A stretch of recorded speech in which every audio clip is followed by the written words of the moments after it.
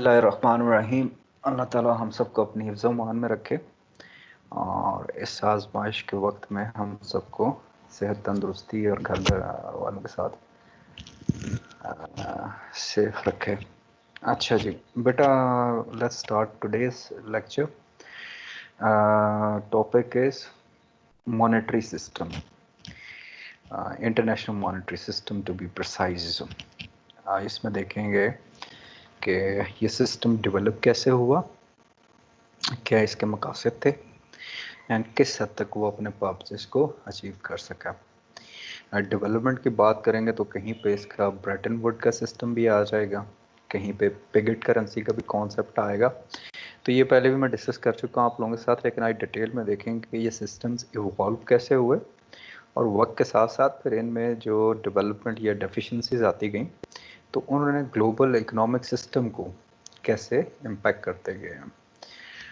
बिस्मिल्लाहिर्रहमानिर्रहीम, आज का चैप्टर बस स्टार्ट करते हैं। अच्छा, तो यार ये जो मॉनेटरी सिस्टम है, व्हाट इट मींस, इसके अंदर sir governmental institutes, private institutes which are related to monetary,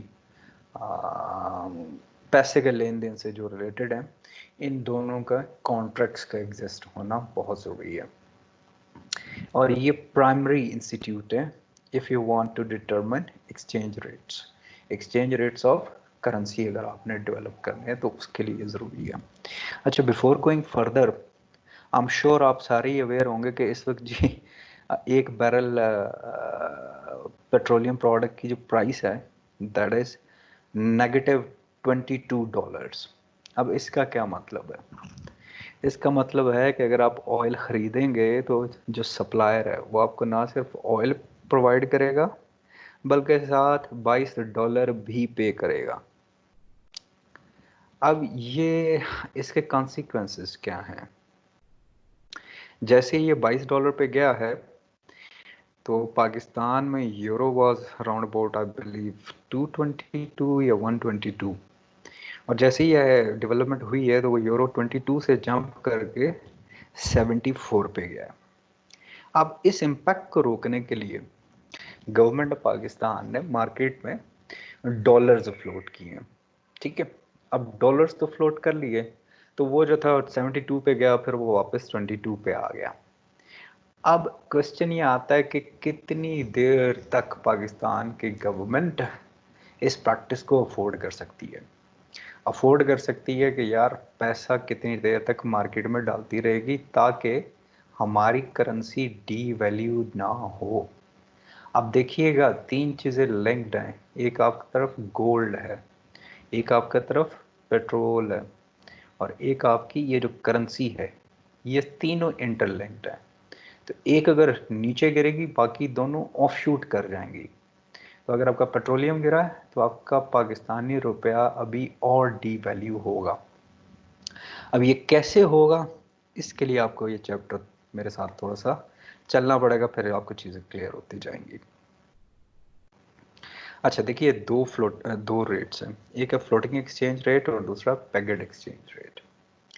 ये पैरेलल चलते हैं। जो फ्लोटिंग एक्सचेंज रेट है वो European union, Japanese yen and British pound को डील करता है, ठीक है, और यूएस डॉलर को। जो पिगेट करेंसी है, ये जब ब्रेटन वुड का मुआहदा हुआ था ना, उसमें डिसाइड किया गया था कि सिर्फ यूएस डॉलर जो है ना वो कन्वर्ट किया जा सकेगा गोल्ड में। तो जो बाकी करेंसीज हैं वो डॉलर के अगेंस्ट अपनी वैल्यूज़ को डिटरमिन करती रहेंगी, तो उसको हम कहते हैं पिगेड एक्सचेंज रेट।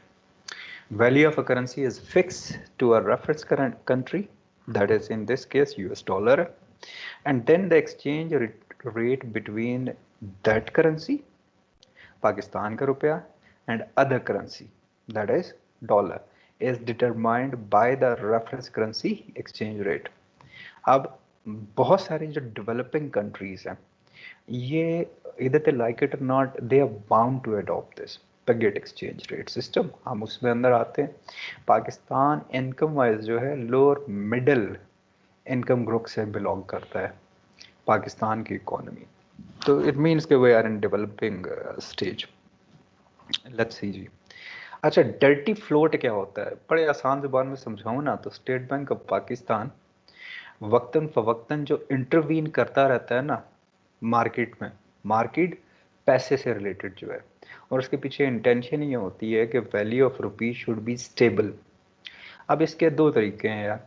एक तरीका देखिए कि जो पिछली गवर्नमेंट्स हैं वो कर्जा लेती थी, कर्जा लेके वो डॉलर मार्केट में डाल देती थी, तो आर्टिफिशली उन्होंने रुपए की कदर को मेंटेन रखा हुआ था अगेंस्ट डॉलर। जब ये करंट गवर्नमेंट आई है तो इन्होंने सबसे पहला काम ये किया कि वो जो artificially controlled value of Pakistani रुपया था ना उसको ओपन छोड़ दिया। तो फिर उसके कॉन्सिक्वेंसेस हम देखते हैं कि इस वक्त अराउंड वर्ड 160 प्लस रुपीस पर डॉलर है इस वक्त जो चल रहा है, ठीक है। तो ये जो डर्टी फ्लोट एक्सचेंज रेट है ना, इसको गवर्नमेंट के इंस्टीट्यूट्स जो है वो इंटरवीन करते रहते हैं मॉनेटरी सिस्टम में, और पीछे मकसद सिर्फ ये एक होता है कि जो अपनी करेंसी है उसको बैलेंस एंड मेंटेन रखा जाए। जी जी।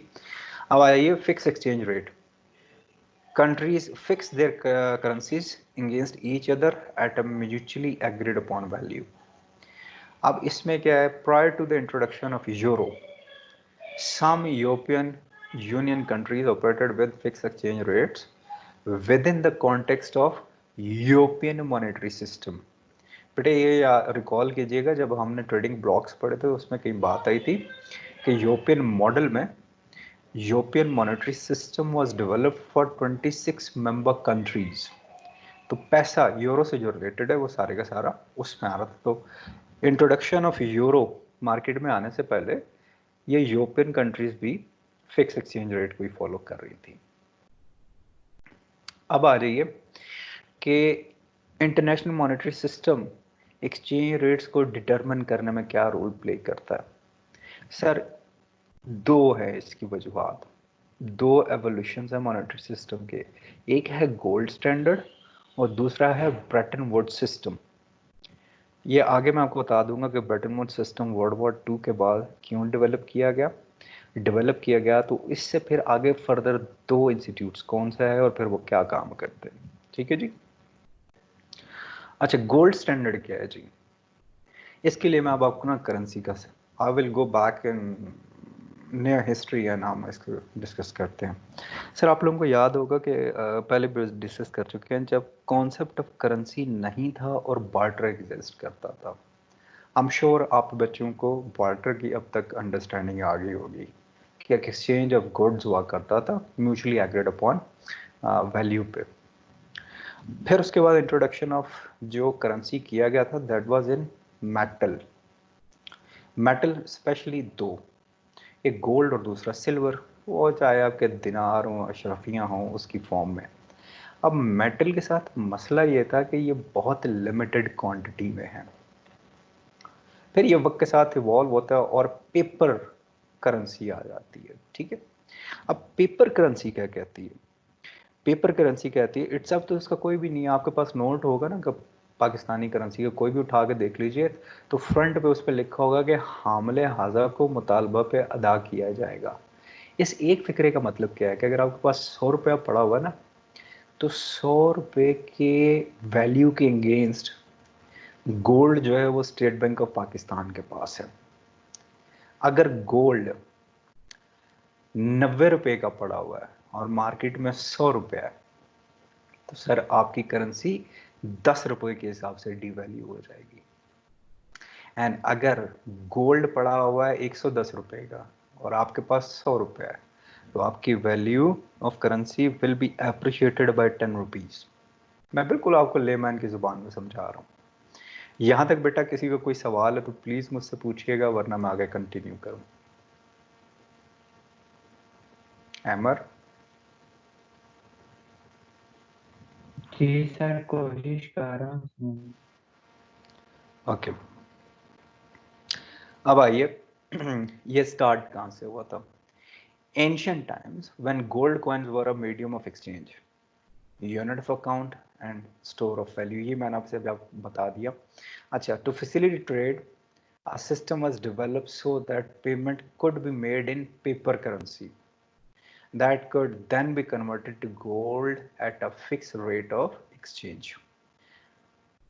अब आइए गोल्ड स्टैंडर्ड क्या है बेटे, 23.22 ग्रेन्स ऑफ प्योर गोल्ड, ठीक है, 24 दाने भी नहीं, 23.22 ग्रेन्स ऑफ प्योर गोल्ड आप एक तरफ रखिए और दूसरी तरफ आपका एक यूएस डॉलर होगा। ये गोल्ड रेट स्टैंडर्ड सेट किया गया था। और अभी पीछे मैंने आपको बताया कि सिर्फ US dollar was the one जो गोल्ड में कन्वर्ट हो सकता था, बाकी जितनी करेंसीज हैं वो with reference to US dollar convert होंगी। ठीक है जी। यहाँ पे exchange rate between currencies was based on the gold par value, the amount of a currency needed to purchase 1 ounce of gold। ठीक है, एक तोला, आई बिलीव तोला ही है, अगर आपने खरीदना तो इस वक्त राउंड बड़ा आपको लाख रुपया चाहिए, ठीक है, just to get hold of 1 तोला। तो अब उसके अगेंस्ट आप लगा लेंगे, अगर यूएस डॉलर में आप खरीदेंगे तो एक तोले में आपको कितना मिल जाएगा। अच्छा, अब गोल्ड स्टैंडर्ड क्या है जी? Supposedly it was introduced with the concept के balance of trade equilibrium maintain रहेगा। ठीक है, बैलेंस ऑफ ट्रेड इक्विलिब्रियम क्या है? कि आपकी इंपोर्ट एंड एक्सपोर्ट बैलेंस में रहेंगी। अच्छा, अब ये है क्या, when the income of a country's residents earn from its export is equal to the money its residents pay for imports. वही इंपोर्ट एंड एक्सपोर्ट का मैंने कोई आपको बता दिया। Many people today believe the world should return to the gold standard। दोबारा वापस जाना चाहिए गोल्ड स्टैंडर्ड की तरफ। अच्छा, पहली वर्ल्ड वॉर आपकी, ठीक है, वो ऑलमोस्ट खत्म हो जाती है। अब ये इरा गोल्ड स्टैंडर्ड की आपको बताने लगा बेटा कैसे काम होगा। ठीक है, the gold standard work fairly well from 1870s till the start of World War I। Once the World War I was concluded, the war countries started regularly devaluing their currency to try to encourage exports, and confidence in the system fell।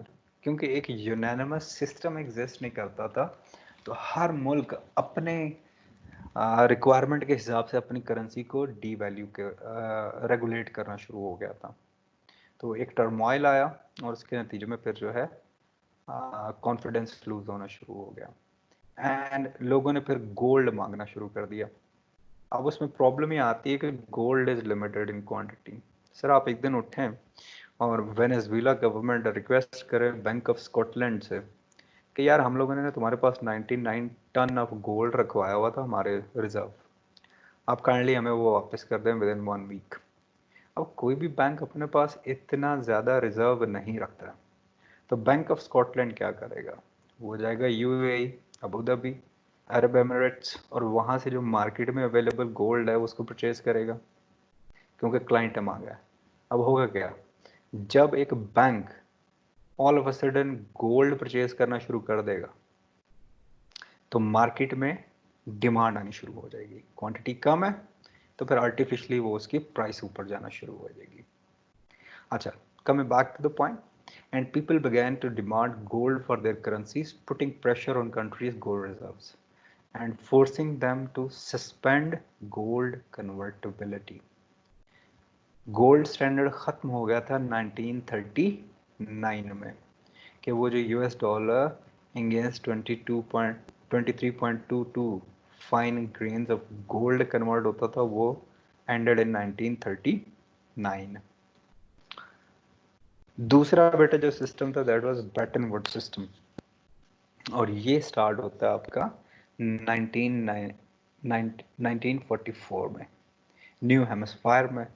और as a result of this system दो institutes develop किए जाते हैं जो दोनों आज भी exist कर रहे हैं। एक उसके अंदर था आईएमएफ, इंटरनेशनल मॉनेटरी फंड, और दूसरा था वर्ल्ड बैंक। अच्छा, अब आईएमएफ की रिस्पॉन्सिबिलिटी क्या है? इसका काम है to maintain order in international monetary system of the world. और वर्ल्ड बैंक क्या कर रहा है? To promote general economic development. इनकी रिस्पॉन्सिबिलिटीज क्लियर होना बहुत ज़रूरी है। IMF की responsibility is to ensure order system in monetary terms, और वर्ल्ड बैंक आपकी जनरल इकोनॉमिक डेवलपमेंट की बात करेगा। अच्छा, अब ये ज़हन में रखिए कि 1939 में आपका गोल्ड स्टैंडर्ड ख़त्म हो चुका है, तो वो इजारादारी जो यूएस डॉलर की थी वो किसी हद तक ख़त्म हो चुकी थी। अब ये जो अगला सिस्टम बना, इसमें क्या हुआ? The US dollar was the only currency to be convertible to gold, and other currencies would set their exchange rate relative to the dollar. और फिर आ जाइए, devaluations were not to be used for competitive purposes. क्या India और पाकिस्तान एक दूसरे के साथ compete करने के लिए अपनी करेंसीज को डीवैल्यू नहीं करेंगी? और मैक्सिमम लिमिट जो आईएमएफ ने सेट की हुई है कि कोई भी मुल्क अपनी करेंसी को 10% तक डीवैल्यू कर सकता है, इससे ज़्यादा नहीं कर सकता। अगर इससे ज़्यादा करेगा तो उसके लिए आईएमएफ का अप्रूवल चाहिए होगा उसको। अच्छा, आईएमएफ का क्या काम है जी? पिछली स्लाइड में बताया कि उसने मॉनेटरी सिस्टम में एक चेक, बैलेंस एंड मेंटेनेंस रखनी है। अब आइए डिसिप्लिन क्या? अब fix exchange rates puts a brake on competitive devaluation and brings stability to the world trade environment. A fixed exchange rate regime imposes monetary discipline on countries, thereby curtailing price inflations. Sir, जहाँ पे मैंने बात की कि पाकिस्तान और India एक दूसरे को compete करने के लिए अपनी करेंसी को नीचे ना डिवैल्यू करना शुरू कर दें, वहीं पे दूसरी सूरत में जो स्ट्रॉन्ग इकोनॉमी वाइज कंट्रीज हैं वो अपनी करेंसी को आर्टिफिशियली अप्रिशिएट करना ना शुरू कर दें, उसके लिए भी ये चेक रखा गया था। ये जो लास्ट पॉइंट है। अच्छा, इसमें फ्लेक्सिबिलिटी एक दूसरा एलिमेंट है जिसको आईएमएफ पैसे के हवाले से इंश्योर करता है। Fixed exchange rates would be too inflexible, so the IMF was ready to lend. अब यहाँ पे कर्ज देने की बात हो रही है डेवलपिंग कंट्रीज को। ये दो सूरतें हो सकती हैं ना, कि या तो कोई भी मुल्क अपनी करेंसी को खुद ही अप्रिशिएट करना शुरू कर दे। अब वहाँ पे प्रॉब्लम आ जाएगी कि जब 200 मुल्क अगर अपनी करेंसी को अप्रिशिएट करते जाएंगे तो हर करेंसी की वैल्यू ऊपर ऊपर ऊपर ही जाती जाएगी, तो फिर वहाँ पे भी वही प्रॉब्लम या बॉटलनेक आ जाएगी जो पहले था। तो उस सूरत में क्या होगा? IMF was ready to lend foreign currencies to members to tide them over short run balance of payments deficit. कि अगर आपने कोई शॉर्ट टर्म में कर्जा पे करना है या इंस्टॉलमेंट पे करनी है तो उसके लिए IMF आपको कर्जा प्रोवाइड कर देता था। A country could devalue its currency by more than 10% with IMF's approval. अब दूसरा इंस्टीट्यूट था बेटा जो बना ब्रेटन वुड्स में से, वो था आपका वर्ल्ड बैंक। और वर्ल्ड बैंक का sole responsibility is to ensure general economic development. अब दो तरीके से आईएमएफ जो है पैसा देता है। एक है under the international bank for reconstruction and development scheme, IBRD. Money is raised through bond sales in international capital market, and borrowers pay what the bank calls a market rate of interest. The bank's cost of funds plus a margin for expenses. अच्छा, पाकिस्तान जैसे मुल्क में जब भी बाहर से funding आई है, चाहे वो डोनेशन की शक्ल में आई हो, सॉफ्ट लोन्स हो या कर्जा लिया गया हो, तो उसके अंदर प्रॉब्लम ये आना शुरू हो गई कि उसका मिस यूजेज बहुत ज़्यादा था। वो पार्टी फंड्स में चला जाता था, करप्शन की नज़र हो जाता था या किक बैक्स की नज़र हो जाता था। तो अब देखिए आहिस्ता आहिस्ता फिर इंस्टीट्यूट्स ने करना क्या शुरू किया, स्पेशली ये जो लैंडिंग इंस्टीट्यूट्स हैं या डोनर एजेंसीज हैं, उन्होंने सर प्रोजेक्ट्स भी आपको बताने शुरू कर दिए। उसके बाद पिन पॉइंट भी करना शुरू कर दिया कि हम जो फंडिंग देंगे, ये फंडिंग आप किस प्रोजेक्ट में, किस सेक्टर में लगाएंगे, कौन सी फर्म की कंसल्टेंसीज लेंगे, और फिर कंसल्टेंट्स जो लेके आएंगे, जो जिनसे आप काम करवाएंगे, वो भी हमारे रिकमेंडेड होंगे, आपके अपने रिकमेंडेड नहीं होंगे।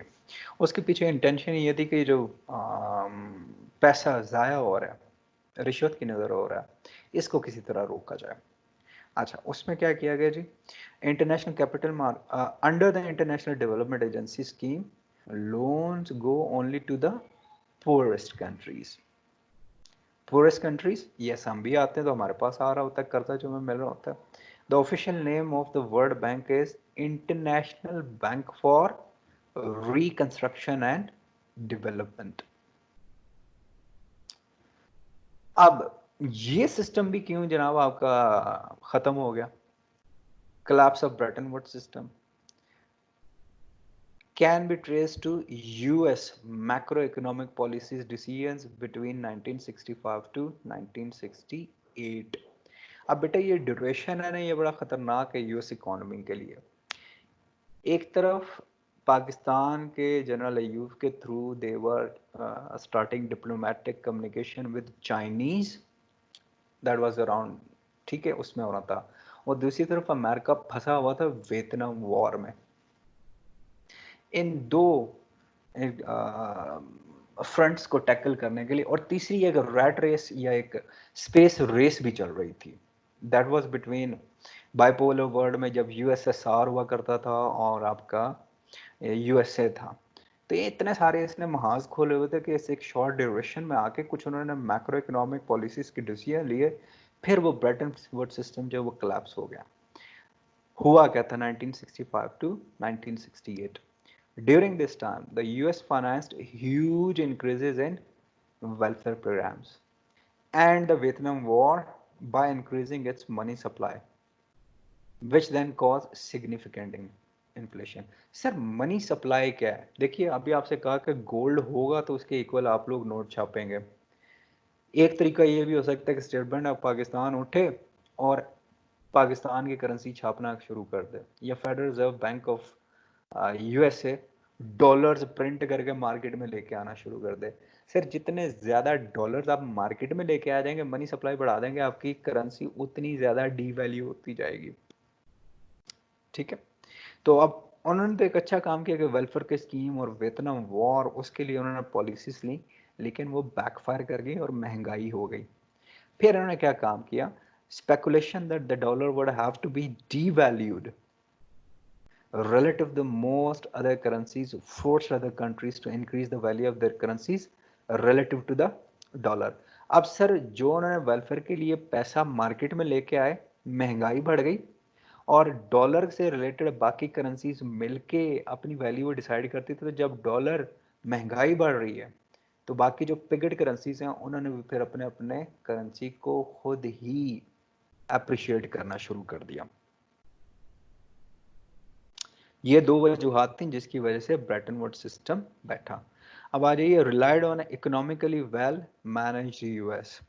सो when the US began to print money, run high trade deficits, and experience high inflation, the system was trended to the breaking point। तो पहली बात अभी जब मैं कर रहा था कि नंबर ऑफ नोट्स वगैरह आप छाप के मार्केट में ले आएंगे तो आपका पैसा जो है वो डीवैल्यू होता जाएगा। और बेटा जब पैसा डीवैल्यू हो जाएगा तो आप जो है इंपोर्ट से ज़्यादा नहीं कर सकेंगे, जब सॉरी एक्सपोर्ट से ज़्यादा नहीं कर सकेंगे तो आपकी इकोनॉमिक एक्टिविटी सीधी सीधी ब्रेकिंग पॉइंट पे चली जाएगी। और 1973 में जनाब ब्रेटन वुड एग्रीमेंट जो था ये कोलैप्स कर गया था। नाउ 1973 के बाद क्या हुआ? Let's have a look. Fixed खत्म हुआ था, फिर फ्लोटिंग एक्सचेंज रेट आया था। ठीक है, following the collapse of Bretton Woods agreement, a floating exchange rate regime was formalized in 1976। अब ये फ्लोटिंग क्या है? The rule for international monetary system that were agreed upon at the meeting are still in place today। तो 1976 में जो rules लिखे गए थे आईएमएफ के लिए वो आज भी इम्प्लीमेंटेड है। जमैका एग्रीमेंट क्या कहता है?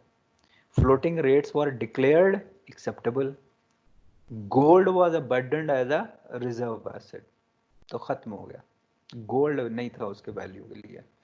Total IMF quotas, the amount member countries contribute to the IMF were increased to $41 billion।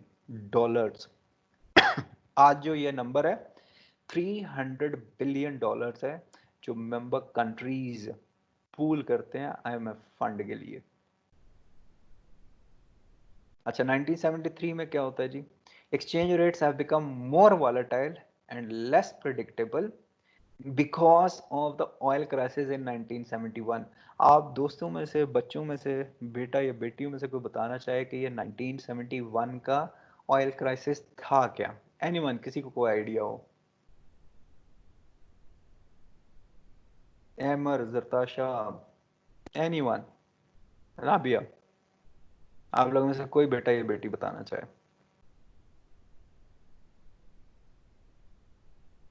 Anila. Sir अस्सलाम वालेकुम।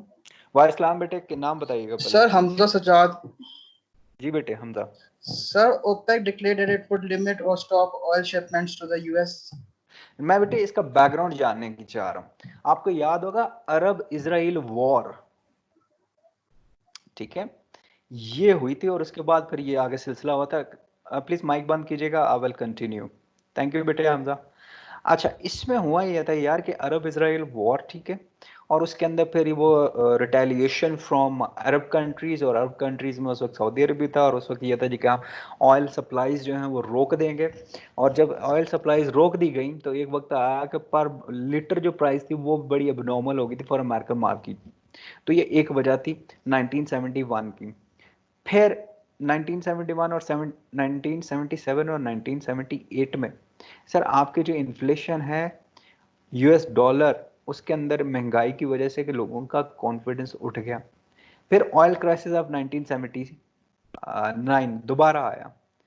फिर आपका the rise in the dollar between 1985 and 80 and 85। फिर यूरोपियन मॉनेटरी सिस्टम जो कोलैप्स कर गया था 1992 में, उसने भी उसको दिया एक्सचेंज रेट को इनकरेज किया। फिर एशियन करेंसी क्राइसिस इन 1997, और फिर जी the decline the dollar in the mid to late 2000। अब बेटा आप ये चीज समझिएगा कि आपके पास अभी फिर ऑयल क्राइसिस आ गया, अल्लाह खैर करे, यू विल सी। तो इस पे आजकल जो बात हो रही है वो ये है कि अल्लाह खैर करे ये भी सारे सिलसिले रुक जाएंगे, तो we will be moving towards a new system, and जिसके बारे में बहुत सारे लोग आजकल बात कर रहे हैं, दैट इज डिजिटल करेंसी। ठीक है, वो बन चुकी है, चाइना ने उसको अडॉप्ट भी कर लिया है। आई मीन आज आके आप चेक कीजिएगा कि एक बिटकॉइन कितने का है, तो मेरे ख्याल में 10 लाख से ऊपर का एक बिटकॉइन है इस वक्त। तो अब हम उसकी तरफ जाएंगे। पहले भी आप दोस्तों से बात कर चुका हूं कि हमने जो एडेप्टेशन करनी थी टेक्नोलॉजी की 5 या 6 साल या 10 साल बाद, वो थैंक्स टू दिस एपिडेमिक आज हम करने की कोशिश कर रहे हैं और वक्त के साथ साथ रिफाइन करते जाएंगे। तो ये वजह थी कि फिक्स से फ्लोटिंग एक्सचेंज रेट के तरफ आने के लिए क्या इंकरेजमेंट मिली। अब क्वेश्चन आ जाता है कि यार कौन सा रेट बेहतर है, फिक्स की तरफ जाना चाहिए या फ्लोटिंग एक्सचेंज रेट की तरफ जाए? तो दोनों के प्रोज भी हैं और कॉन्स भी हैं। लेकिन अच्छा, अब फ्लोटिंग एक्सचेंज रेट जो है, मैं पहले आपको बता दूं फ्लोटिंग एक्सचेंज रेट है क्या। Sir simply supply and demand का कॉन्सेप्ट है और इसके पीछे कोई नहीं है। वो जो डॉलर का था ना कि डॉलर रहेगा या सॉरी गोल्ड के साथ रहना चाहिए, वो खत्म हो चुका हुआ है। Disappointment with floating exchange rates in recent years had led to renowned doubt about the merits of a fixed exchange rate. अच्छा जी, अब वो लोग जो कहते हैं कि ये होना चाहिए फ्लोटिंग रेट, क्यों होना चाहिए? एक उनका कहना है जी कि ये हर मुल्क को अपनी मॉनेटरी पॉलिसी बनाने की इजाजत देता है, और फिर हर मुल्क का मुकम्मल कंट्रोल होता है कि वो अपनी बैलेंस ऑफ ट्रेड बैलेंस को एडजस्ट कर सके। इस वजह से फ्लोटिंग एक्सचेंज रेट्स होने चाहिए, ना कि फिक्स्ड होने चाहिए। अच्छा, पहला उसने क्या कहा जी कि अगर फ्लोटिंग एक्सचेंज रेट होगा तो हर मुल्क अपनी मॉनेटरी पॉलिसी को खुद डेवलप करेगा, खुद इंप्लीमेंट करेगा। Obligation to maintain exchange rate parity restores monetary control to a government. Government of Pakistan bound नहीं है, इसलिए वो खुद अपनी पॉलिसी बनाएगी। With a fixed system, a country's ability to expand or contract its money supply is limited by the need to maintain exchange rate parity. तो sir fix का problem ये था कि आपको पावर परचेजिंग पावर पैरिटी जो है उसको maintain रखना पड़ता था, जबकि ये फ्लोटिंग में ये शर्त ख़त्म होने के बाद अब पाकिस्तान अपनी मर्जी से मॉनेटरी पॉलिसी बना सकता है। दूसरा सर जो बात है trade balance adjustment, balance of payments adjustment mechanism works more smoothly under a floating exchange regime. Under the Bretton Woods system that was fixed, IMF approval was needed to correct a permanent deficit in a country's balance of trade that would not be corrected by domestic policy alone. तो Brayton would system IMF की permission के बाद sir अब अपने मुल्क के deficit को balance कर सकते थे। फ्लोटिंग में आपको IMF के अप्रूवल की जरूरत नहीं होती। अच्छा आ जाइए अब दूसरा के फिक्स रेट होना चाहिए। क्यों अट्रैक्टिव है? Because of the monetary discipline it imposes, कि हर मुल्क अपनी मर्जी से मॉनेटरी सिस्टम्स को नहीं चेंज कर सकता, ना ही ओवर अमेंड कर सकता, तो एक अच्छी चीज़ है, क्योंकि वो स्पेकुलेशन या अफवाह साजी या रूमर मिल को रोकती है, और विच रिजल्ट्स इन कि आपकी एक गैर यकीनी इबहाम की जो कैफियत है इन कैपिटल मार्केट्स वो ख़त्म हो जाती है या उसको ख़त्म कर देता है। और दूसरा कोई कनेक्शन नहीं है between the trade balance and exchange rates provided अगर आप फिक्स रेट्स को फॉलो कर रहे हैं। सॉरी, अब आ जाइए मॉनेटरी डिसिप्लिन के। Because a fix exchange rate system required maintaining exchange rate parity, it also ensures that governments do not expand their money supply at inflationary rate. Speculation के अफवाह साजी के ये बेटा मेरे और आप जैसे एक एवरेज बंदा नहीं कर सकता, ये ब्रोकर्स करते हैं, ये डीलर्स करते हैं, ये इनसाइड ट्रेड इंफॉर्मेशन वाले करते हैं, लेकिन इसके कॉन्सिक्वेंसेस मैं और आप बर्दाश्त करते हैं। देखिए अगर मैं छोटी सी एक बात करता हूँ यार, अब सिंस पेट्रोल जो है जी दैट इज बिलो नेगेटिव, लेकिन अभी भी गवर्नमेंट ऑफ पाकिस्तान को ये जो आईपीपीज हैं इनको पेमेंट्स करनी पड़ेंगी अंडर द हेड कि जी हम पेट्रोलियम प्रोडक्ट्स लेके आ रहे हैं, जो कि वो लेके आ रहे हैं, लेकिन असूलन ये नहीं होना चाहिए इलेक्ट्रिसिटी की कीमत और कम होनी चाहिए। वो सर आप इस वजह से नहीं कर सकेंगे क्योंकि आपने जो मुआहदे किए हुए हैं 91 92 में वो आज तक आपके सर पे नाच रहे हैं। जिन बेटा या बेटियों को नहीं पता कि पेट्रोलियम कैसे खरीदी जाती है, सर फ्यूचर रेट पे खरीदी जाती है, फ्यूचर रेट पे। तो मई का जो रेट है, मई या जो जून का जो रेट है दैट इज प्री डिसाइडेड कि $20 पर बैरल में खरीदा जाएगा, पर बैरल में $20 खरीदा जाएगा। बट प्रॉब्लम यह है कि अभी क्या आप उसको कैसे टैकल करेंगे, तो ये फिर कॉन्सिक्वेंसेज आ जाते हैं मॉनेटरी डिसिप्लिन होना। Because a fix exchange rate system requires maintaining exchange rate parity, it also ensures that government do not expand their money supply at inflationary rates. और speculation क्या है जी? A fixed exchange rate regime prevents destabilizing speculations.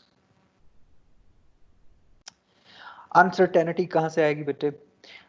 Associated with floating exchange rates make business transactions more risky. और floating rates help adjust trade balance. तो ये 4 points हैं, ये 4 cases हैं जो कहते हैं जी कि आपके फिक्स रेट्स होने चाहिए ना कि फ्लोटिंग रेट्स होने चाहिए। अच्छा, now comes the $1 million question कि क्या हमें फिक्स की तरफ जाना चाहिए या फ्लोटिंग की तरफ जाना चाहिए। एग्रीमेंट कोई नहीं है कि इन दोनों में से कौन सा सिस्टम बुरा है या गलत है। तो आप देखोगे कि टाइम एंड अगेन बहुत सारे ममालिक एक्सपेरिमेंट्स करते रहते हैं, कभी वो अपने मॉनेटरी सिस्टम को फिक्स के साथ रिलेट कर लेते हैं और कभी वो उसको फ्लोटिंग की तरफ लेके चले जाते हैं।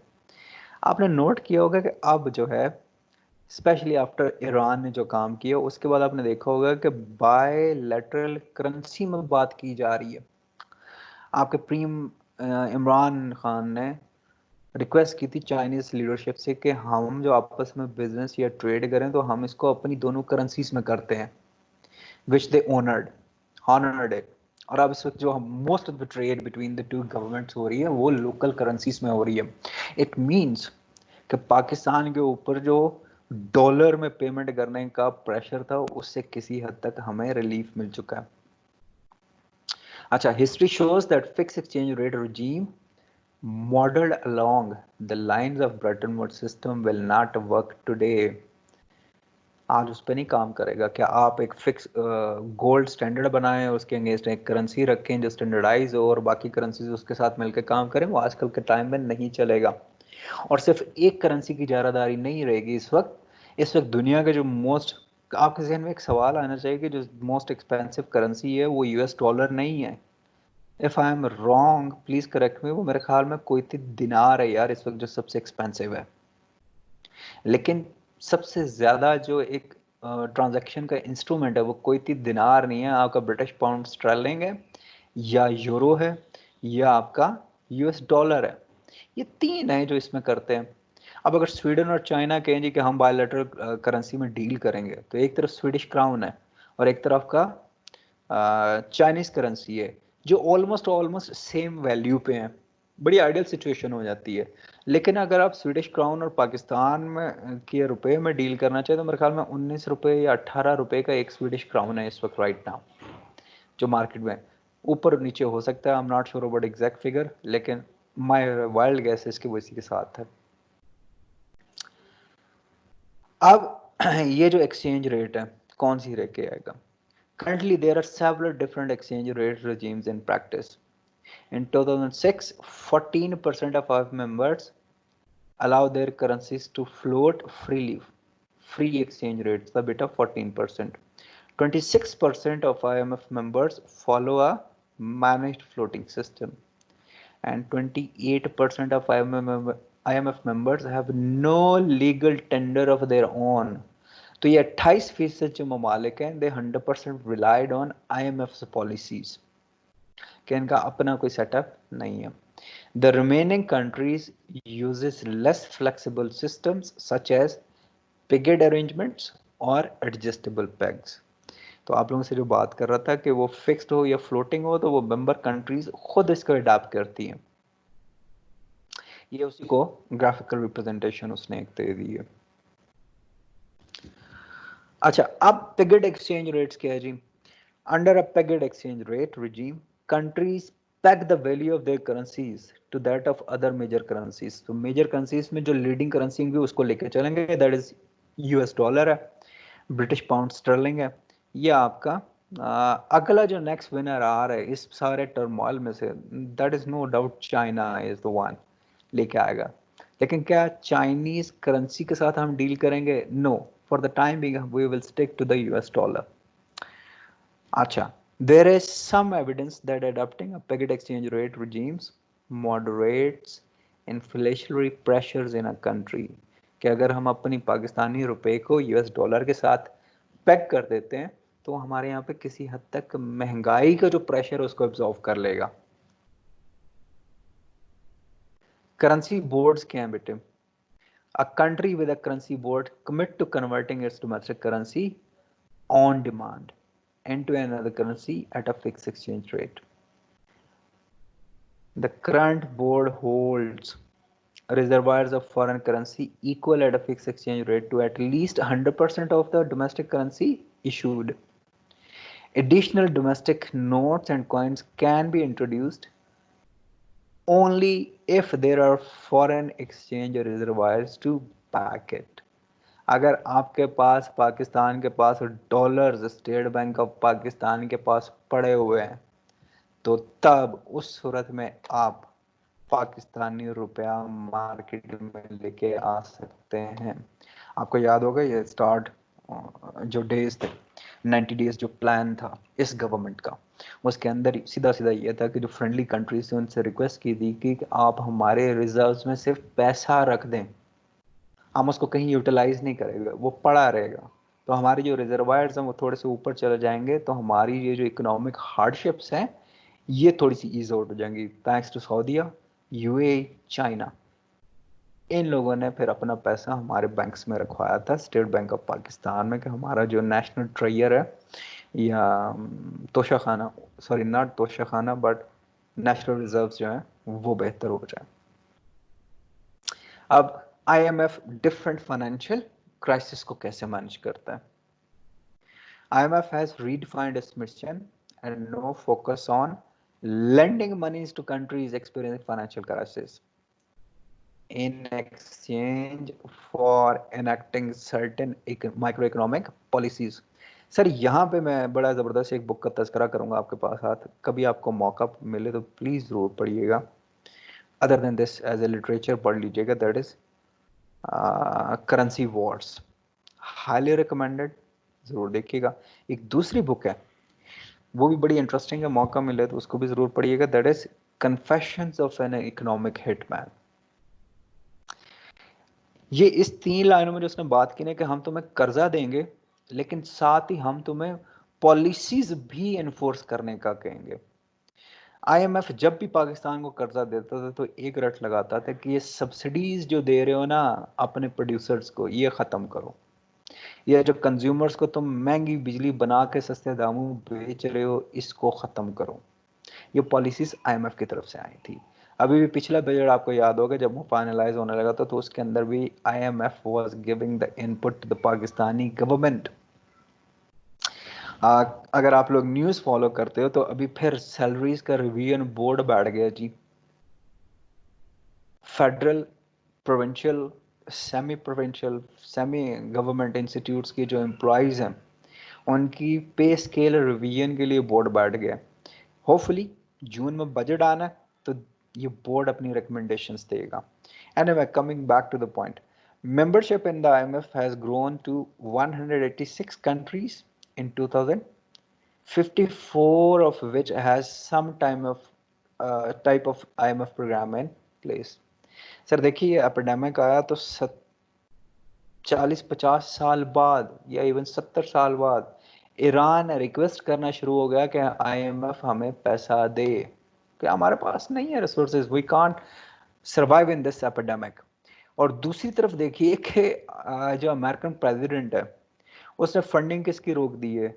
हु की, ऑन द प्रीटेक्स्ट के who was not capable enough कि पहले से इसका एपिडेमिक का हमें आइडेंटिफाई करके देता।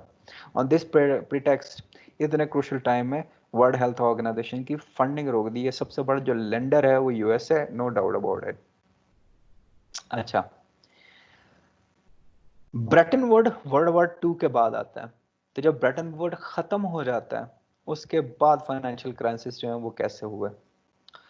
A currency crisis occurs when a speculative attack on the exchange value of a currency results in a sharp depreciation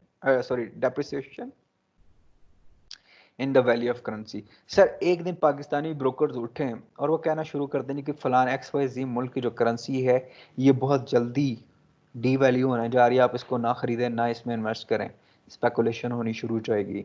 लोग considering them the experts of their field, उनके ओपिनियन को ऑन एंड अडॉप्ट करना शुरू कर देंगे। उस सूरत में आप देखिएगा कि वो सीधा सीधा उसके ऊपर अटैक है और forces authorities to expand large volumes of international currency reserves and sharply increase interest rates in order to defend prevailing exchange rates जो हैं। अगर बैंकिंग का करेंसी का क्राइसिस आएगा वो आपको बता दिया। अगर बैंकिंग का क्राइसिस आ जाता है फिर क्या करेगा IMF? refers to a situation in which a loss of confidence in the banking system lead to a run on the banks as individuals and companies withdraw their deposits. Sir XYZ bank जी वो ख़त्म होने जा रहा है, मेरा पैसा पड़ा हुआ है यार, I will rush to the bank, मुझे मेरा पैसा दिया जाए। तो जब हम इतनी ज़्यादा विड्रॉल्स करना शुरू कर देंगे तो बैंक क्राइसिस में चला जाएगा। अब फिर देखिएगा फॉरेन डेट क्राइसिस, जिसमें से अभी शेख रशीद साहब का अगर आपने बयान सुना हो तो उन्होंने कहा था जी थैंक्स टू कि ये हमारे लिए तो खैर की खबर आ गई कि 1 साल के जो पेमेंट डेफर्ड हो गए हैं, वरना हमारे पास तो इतने पैसे नहीं थे कि हम सर्वाइव कर सकते। ये अभी 2-3 दिन पहले का उनका बयान है। अच्छा, इसमें 2 क्राइसिस है फॉरेन डेट क्राइसिस में, एक 1995 का मैक्सिकन करेंसी क्राइसिस है और दूसरा 1997 का एशियन करेंसी क्राइसिस है। मैक्सिकन करेंसी में क्या हुआ जी, सेंस याद रखिएगा कि पैग करेंसी थी against US dollar. The Mexican currency crisis of 1995 was a result of high Mexican debts and a pegged exchange rate that did not allow for a natural adjustment of prices. कर्जे पे कर्जा लेते गए, burrowing करते गए, और at the same time जो local currency है that was peg to US dollar. ये इसलिए आप देखते हो कि जैसे ही यूएस डॉलर ऊपर जाता है तो हमारे मिलियंस में नहीं बिलियंस में कर्जे की अमाउंट बढ़ जाती है। अब फिर उसको फिक्स कैसे किया गया? In order to keep Mexico from defaulting on its debt, a 50 billion aid package was created by the IMF. By 1997, Mexico was well on the way to recovery. Asian crisis क्या था जी? Investment boom की वजह से। आप लोगों को मैं दो टर्म्स बता रहा हूँ, प्लीज इनको अपने ओन पे देखिएगा, यूट्यूब पे आपको इजीली अवेलेबल हो जाएंगी। एक है गूस्ट सिटीज ऑफ चाइना, ये आपने जरूर देखी है। गूस सिटीज ऑफ चाइना, छोटी सी एक डॉक्यूमेंट्री होगी। सर चाइनीज ने अपना इकोनॉमिक डेवलपमेंट, ये जिनका एक साइकिल चल रहा है, इसको मेंटेन करने के लिए वो कंस्ट्रक्शन डेवलपमेंट करते जा रहे हैं हाउसिंग के सेक्टर में स्पेशली। बट प्रॉब्लम है कि लोगों के पास परचेजिंग पावर नहीं है कि वो सारे के सारे हों। तो वो मेगा मॉल्स भी बन रहे हैं, पूरे के पूरे शहर भी बन रहे हैं, लेकिन लोगों के पास कैपेसिटी नहीं है कि वो खरीद सके। तो वो इकोनॉमिक सिस्टम को मेंटेन रखने के लिए फिर उसकी एक टर्म निकली है, that is goose cities of China. Highly recommended, जरूर देखिएगा। इसी के साथ पैरेलल आपको एक और वीडियो बता रहा हूँ, इसका भी देखिएगा, children's of inferno. Children's of inferno, ये दो चीजें आप देखिएगा, यू विल बी क्लियर कि उस वक्त पाकिस्तान सब कॉन्टिनेंट या एशियन कंट्रीज में हो क्या रहा था। Investment boom fuelled by export led growth. Large investments were often based on projections about future demand conditions that were unrealistic. आपका थोड़ा सा बूम आना शुरू हुआ, आपने अनरियलिस्टिक प्रोजेक्शंस करनी शुरू कर दी और उसकी बेस पे आपने बारविंग करनी शुरू कर दी। ये दो वजूहात की बिना पे आपके यहाँ पे एशियन क्राइसिस आया था। फिर हुआ क्या? एक्सेस कैपेसिटी होगी। Investment made on the basis of unrealistic projection about future demand conditions created significant excess capacity.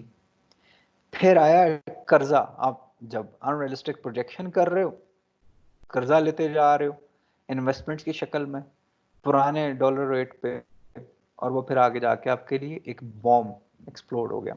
Investment were often supported by US dollar debts when inflation and increasing imports but put pressure on the currencies. The resulting devaluation led to the default on dollar dominated debts. तो फिर आप default कर गए थे, जो आपने dollar में कर्जे लिए हुए थे, आपने एक्सपैंड करनी शुरू कर दी imports.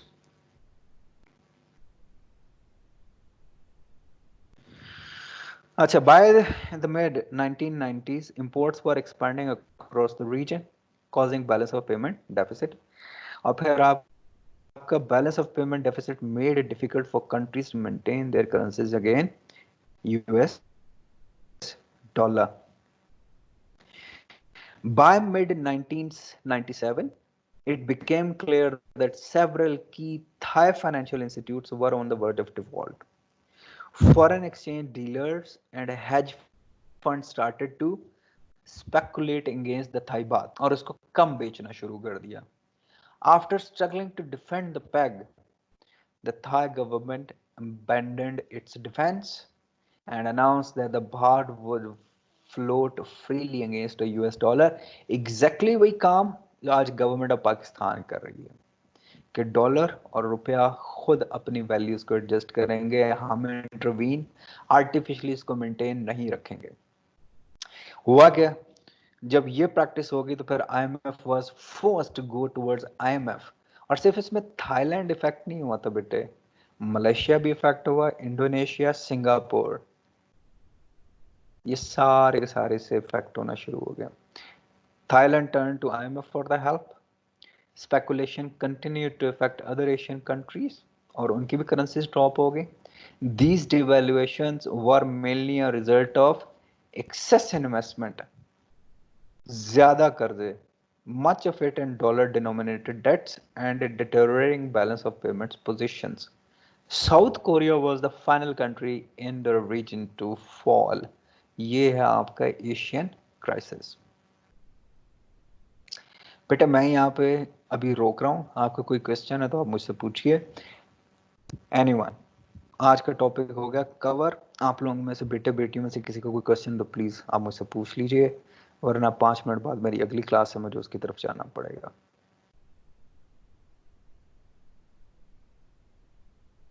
No question sir, thank you. Thank you बेटे, अल्लाह हाफिज। अल्लाह ताला हम सबको अपनी हिफ्ज़ व अमान में रखे। इंशाल्लाह कल फिर मुलाकात होगी। मेरी तरफ से अल्लाह हाफिज बेटा। 1 बाय 1 आप लोग क्लास लीव करते जाएं।